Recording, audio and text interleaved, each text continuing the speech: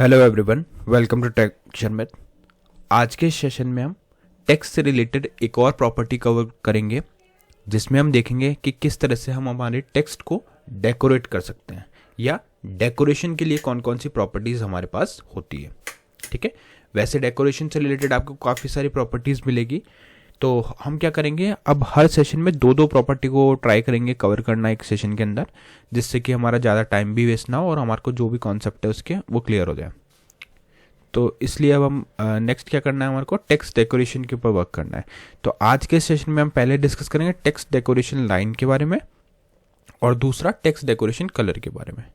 ठीक है, तो इस चीज़ को एक्सप्लेन करने के लिए मैं क्या करूँगा, सबसे पहले तो आपको कोड से वॉक थ्रू करवाऊँगा, फिर हम रिक्वायरमेंट समझेंगे, रिक्वायरमेंट के अकॉर्डिंग अपना कोड चेंज होगा और फिर उसके बाद में जो भी उसका इम्पैक्ट होगा डिफरेंट डिफरेंट वैल्यूज़ को ट्राई करेंगे लाइन के साथ में और उसका इम्पैक्ट देखेंगे।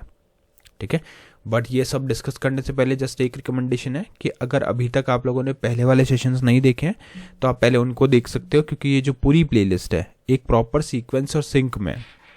तो अगर आप उसको सीक्वेंशियली ही फॉलो करोगे तो और भी ज़्यादा इजी रहेगा आप लोगों के लिए ऑनगोइंग टॉपिक को समझना, क्योंकि अभी के लिए हमारा जो मेन फोकस है वो किस पे है कि कैसे हम हमारे टेक्स्ट को डेकोरेट कर सकते हैं टेक्स्ट डेकोरेशन लाइन प्रॉपर्टी के थ्रू। ठीक है, अब बात करते हैं कोड की। तो यहाँ देखो बिल्कुल सिंपल कोड है, वही हमने जो बेसिक सा लिखा हुआ है, जहाँ पे एक टाइटल डाला हुआ है हेड सेक्शन के अंदर और एक हेडिंग डाल रखी है CSS cascading style sheets by texture में। अब इसको हमारे को सेव करना है, कुछ इस तरह का आउटपुट हमें यहाँ पे दिखेगा, CSS cascading style sheets by texture math. अब इसके बाद आपको क्या करना है, यहाँ पे एक और हेडिंग डालनी है जिसमें हम हमारा आज का मेन टॉपिक का टाइटल डाल देंगे। ठीक है, तो यहाँ पे डाल देते हैं text decoration line and text decoration colour property in CSS। ठीक है, तो ये हमने अब डाल दिया text decoration line and text decoration colour property in CSS। इसके बाद हमें क्या करना है, इसके बाद में हमें यहाँ पे जैसे इसको आप सेव करके रिफ्रेश करोगे तो कुछ इस तरह का हमारे को दिखाई देगा, text decoration line and text decoration colour property in CSS। ये बस एक हमने टेक्स्ट शो कर दिया कि हमारा आज का टॉपिक क्या है। अब हम रिक्वायरमेंट डिस्कस करेंगे और इसको यूज़ करेंगे। ओके, तो अब इस चीज़ को डेमोस्ट्रेट करने के लिए हम क्या करेंगे, सबसे पहले हम एक यहाँ पे टेक्स्ट राइट करेंगे। वो टेक्स्ट कुछ भी हो सकता है, पैराग्राफ हो सकता है, हेडिंग हो सकती है, जैसा भी आपकी रिक्वायरमेंट हो। बट चीज़ों को सिंपल करने के लिए मैं क्या करूँगा, डिव के फॉर्मेट में ये अपन चलेंगे। एक हम डिव क्रिएट करते हैं यहाँ पे, तो यहाँ पे मैंने डिव ऐड किया। इस डिव के अंदर हम एक पैराग्राफ ऐड कर सकते हैं। ठीक है, या फिर आप डायरेक्टली पैराग्राफ, जैसे मैं आपको एक पैराग्राफ के थ्रू भी करके दिखा देता हूँ। यहाँ पे हम एक पैराग्राफ टैग ऐड करेंगे और इस टैग के अंदर कुछ भी टेक्स्ट आपको लिखना है तो वो आप लिख सकते हो। जैसे अभी यहाँ पे हम लिख देते हैं फॉर एग्जाम्पल टेक्सचर मैथ। ठीक है, तो यहाँ पे हमने डाल दिया टेक्सचर मैथ। सेव करना है, वेब ब्राउजर को रिफ्रेश करना है, रिफ्रेश करते ही हमारे पास ये इन्फॉर्मेशन आ जाएगी यहाँ पे।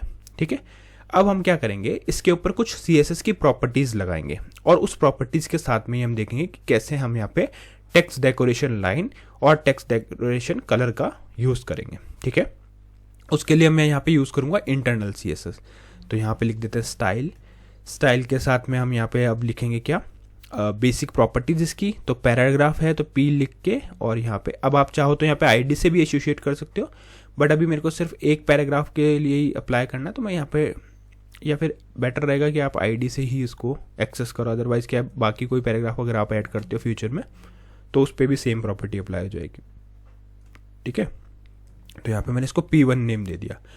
अब स्टाइल के अंदर हम क्या करेंगे, यहाँ पे P1 लिखेंगे, ओपनिंग क्लोजिंग कर्ली ब्रेसेस, और यहाँ पे हम लिखेंगे विड्थ। यहाँ पे जैसे आप फ़ॉन्ट साइज से ही लिख दो सीधा, तो फ़ॉन्ट साइज हम लिख देते हैं 50 पिक्सल। ठीक है, सेव किया, रिफ्रेश किया, तो ये यहाँ पे आप P1 टैग हमने लगा रखा है, यहाँ सेव किया, इधर लिख देते हैं कलर रेड, सेव, रिफ्रेश।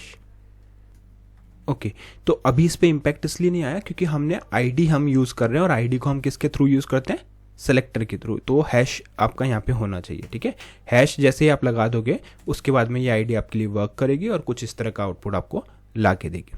ठीक है, तो अभी तक हमने क्या किया, अभी तक सिर्फ हमने एक टेक्स्ट को ऐड किया अपने वेब ब्राउज़र पे और उस टेक्स्ट के ऊपर हमने इस ID का आईडी की हेल्प से यहाँ पे इसको बस साइज और कलर असाइन किया। कलर आप चाहो तो दूसरा भी कर सकते हो, जैसे रेड कर देते हैं, सेव किया, रिफ्रेश किया, सॉरी रेड तो पहले से था, वो ब्लू कर देते हैं इसको, ठीक है, ब्लू किया, सेव किया, रिफ्रेश किया, तो यहाँ पे कुछ इस तरह का आपको आउटपुट दिखेगा। अब हम बात क्या करते हैं अपने मेन पार्ट यानी मेन टॉपिक की।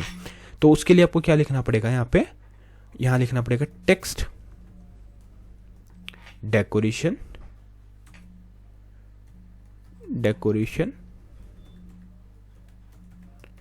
और उसके बाद में आपको यहाँ पे लिखना है लाइन। अब लाइन में आपके पास काफी सारे ऑप्शंस आते हैं, एक तो है नन, एक है लाइन थ्रू, एक है ओवरलाइन, अंडरलाइन, ठीक है। तो ये सारी चीजें अपन परफॉर्म करके देखते हैं। सबसे पहले हम करेंगे यहाँ पे नन को, तो जो बाय डिफॉल्ट रहता है, ठीक है। अगर आपने नन सेलेक्ट किया है तो क्या होगा, आपका कोई भी लाइन उस पर शो नहीं होगी, ठीक है। अब इस चीज को वेरीफाई कैसे करेंगे, देखो जब भी आप नन लिख रहे हो और या नहीं लिख रहे हो तो दोनों केस में आपको सेम ही आउटपुट दिखने वाला, मतलब नन का आपको कोई इफेक्ट नहीं दिखेगा। जैसे सेव किया, रिफ्रेश किया तो यहाँ पे कोई भी इम्पैक्ट नहीं आया, राइट। तो ये मतलब इसकी डिफॉल्ट वैल्यू है। उसी तरह से अगर आपको सिर्फ अंडरलाइन चाहिए, मतलब आपकी रिक्वायरमेंट ये है कि आपने कोई टेक्स्ट लिखा उस पर अंडरलाइन चाहिए, तो आप यहाँ पे क्या कर दोगे, अंडरलाइन लिखोगे, सेव करोगे, रिफ्रेश करोगे तो कुछ इस तरह की अंडरलाइन आपको टेक्स्ट पे शो हो जाएगी। सिमिलरली कई बार ऐसा भी हो सकता है कि हमारे को ओवरलाइन चाहिए, तो हम ओवरलाइन पास कर देंगे, सेव करेंगे तो यहाँ पे ओवरलाइन आ जाएगा, ठीक है। नन आ गया, अंडरलाइन आ गया, ओवरलाइन आ गया। उसी तरह से ये भी रिक्वायरमेंट हो सकती है कि हमारे को टेक्स्ट थ्रू करना है, मतलब टेक्स्ट के ऊपर एक लाइन को स्ट्राइक करवाना है, तो उसके लिए हम क्या यूज करेंगे, लाइन थ्रू। लाइन थ्रू लिखा, सेव किया, रिफ्रेश किया तो यहाँ पर लाइन थ्रू इस तरह से हमारा आ गया, ठीक है। ये पॉसिबल वैल्यूज होती हैं इसकी लाइन के लिए। सिमिलरली ऐसा भी प्रोजेक्ट में रिक्वायरमेंट हो सकता है कि आपको एक टेक्स्ट दिया हुआ है, उस टेक्स्ट पे आपको अंडरलाइन भी करना है और ओवरलाइन भी करना है। तो उसके लिए हम क्या करते हैं, यहाँ पे दोनों ऑप्शंस एक साथ पास कर सकते हैं, जैसे अंडरलाइन स्लैश ओवरलाइन। सेव करेंगे, रिफ्रेश करेंगे तो आपको देखो यहाँ पे अंडरलाइन भी दिख रहा है एक टेक्स्ट के नीचे और ओवरलाइन भी दिख रहा, ठीक है। ये हो गया यहाँ तक। अब सिमिलरली अंडरलाइन, ओवरलाइन और आपको ओवरथ्रो भी चाहिए, हो सकता है ये भी रिक्वायरमेंट हो कि हमें ओवरथ्रो भी चाहिए, तो उस केस में आप क्या करोगे, लाइन थ्रू यानी लाइन थ्रू लिखोगे, सेव करोगे तो यहाँ पे लाइन थ्रू दिखेगा। तो ये पॉसिबल सिनेरियोज होते हैं जिसके हम कॉम्बिनेशन यूज करके अपनी रिक्वायरमेंट के अकॉर्डिंग टेक्स्ट को कन्वर्ट कर सकते हैं। अब आप में से कुछ लोगों को क्वेश्चन होगा कि अगर हमारे को ओवरलाइन नहीं देना है, सिर्फ अंडरलाइन और लाइन थ्रू है, तो क्या ये कॉम्बिनेशन बन सकता है? बिल्कुल, इस तरह का कॉम्बिनेशन भी आप बना सकते हो। सेम गोज यहाँ पे, अगर ओवरलाइन चाहिए तो ओवरलाइन और लाइन थ्रू का भी बना सकता है। तो ये डिपेंड करता है आपकी रिक्वायरमेंट पे कि किस तरह की रिक्वायरमेंट है। क्लियर? तो यहाँ पे मैं अभी एक बार के लिए फिर से अंडरलाइन भी लिख देता हूँ। तो ये तो हो गए सारे टेक्स्ट डेकोरेशन लाइन की पॉसिबल वैल्यूज। अब हम बात करेंगे किसकी? अब हम बात करेंगे टेक्स्ट डेकोरेशन कलर की। अब जैसे स्टार्टिंग में ही CSS के हमने कलर मॉडल पढ़े थे, तो वो सब कलर मॉडल आप यहाँ पे यूज कर सकते हो, या आपके पास कोई डायरेक्ट कलर आपको अगर स्पेसिफाई करना है तो वो स्पेसिफाई कर सकते हो। जैसे अभी के लिए मैं यहाँ पे कर देता हूँ एक्वा, या कोई डार्क कलर लेते हैं ब्राउन। सेव किया, रिफ्रेश किया तो देखो जो हमारी लाइन्स हैं ना, जो भी लाइन्स हमने ऐड की थी, फिर चाहे वो अंडरलाइन हो, ओवरलाइन हो या फिर लाइन थ्रो हो, उसको हमने क्या दे दिया, एक ब्राउन कलर असाइन कर दिया, है ना।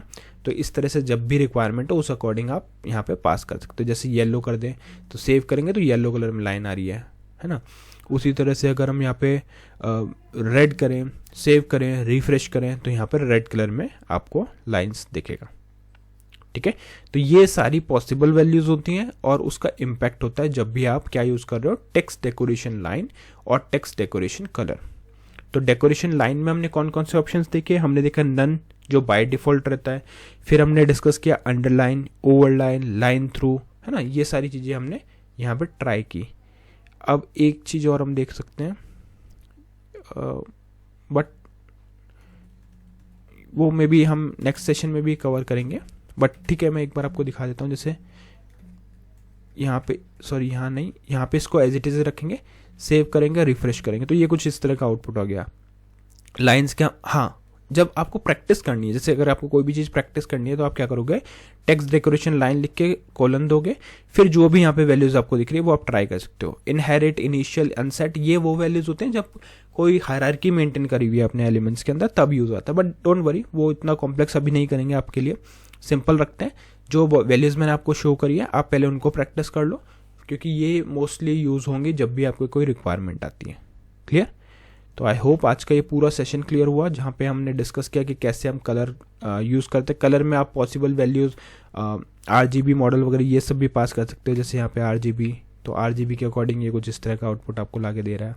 ठीक है, तो ये आप पास कर सकते हो। और जो भी कलर मॉडल हमने यूज़ किए थे, नॉर्मली तो हम कलर कीवर्ड ही यूज़ करते हैं। हैश वैल्यूज़ भी डाल सकते हो आप, जैसे जो भी आपको हैश कोड है कलर का वो भी आप प्रोवाइड कर सकते हो, बट नॉर्मली जो हम यूज़ करते हैं वो रेड या ऐसे कीवर्ड पास करते हैं। ठीक है, अगर आपको और भी इसका कलर मॉडल को डिटेल में पढ़ना है तो आप एक सेशन मिल जाएगा आपको, वहाँ पे आप डिटेल में पढ़ सकते हो कि कौन कौन से कलर मॉडल है, उन सबको यहाँ पे अपन अप्लाई कर सकते हैं। बट इस सेशन में मेनली हमने फोकस किया कि कैसे टेक्स्ट डेकोरेशन लाइन और टेक्स्ट डेकोरेशन कलर का हम यूज़ करते हैं। तो आज के लिए इतना ही था, नेक्स्ट सेशन में बाकी टॉपिक डिस्कस करेंगे। So thank you for watching texture में।